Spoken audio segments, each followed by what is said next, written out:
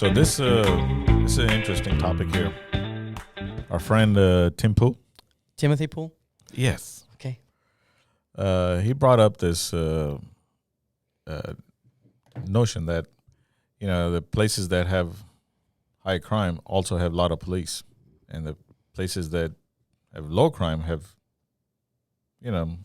fewer police. Mm-hmm. So why is that? Why?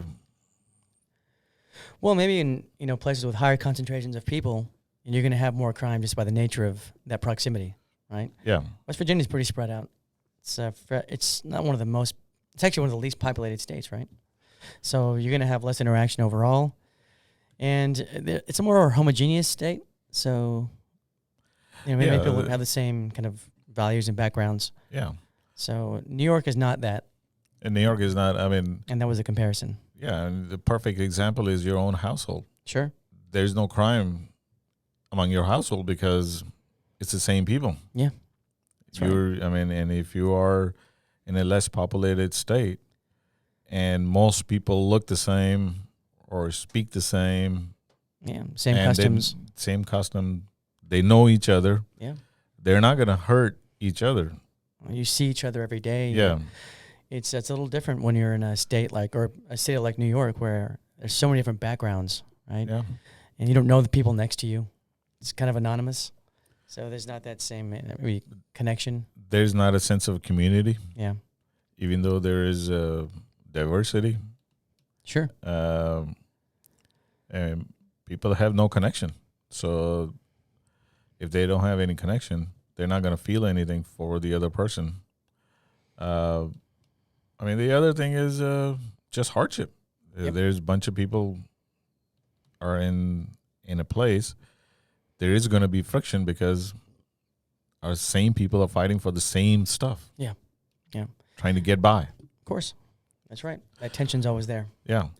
But his example was pretty specific about somebody who was stripped down and beaten and cut up in New York City. Yeah. And he was arguing that it happened in broad daylight. It was a brazen attack, right?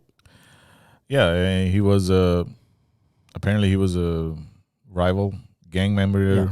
Yeah. So it was sounds like a gang fight. Sure. My only comment was that the Capitol riots were a brazen attack in broad daylight as well. Yeah. So I just want to be clear that daylight doesn't discriminate. No, it doesn't care. So. Yeah, so they brought up points about what about guns as well? Talking about the causes for the most gun deaths. One being illegal guns. Illegal guns, that's right. Yeah. And then suicide, and the third one is police. Police. Yeah. Shot by a cop. So. And they made the same argument that you hear from conservatives that even if you have a state that has tight restrictions on gun control or guns, you still have a high prevalence of gun violence.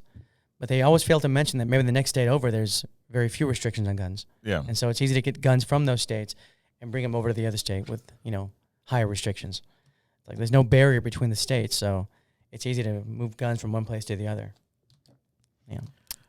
They're always they have a fantasy about that they're going to be fighting big bad federal government one day. Yeah, it is the fantasy, right?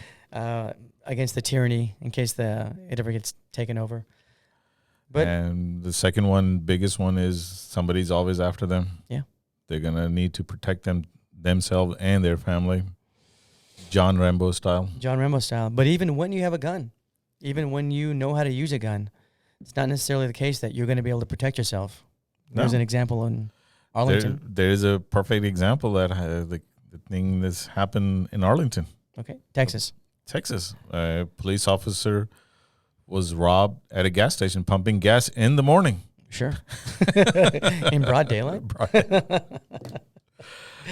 So he was robbed. He took his gun.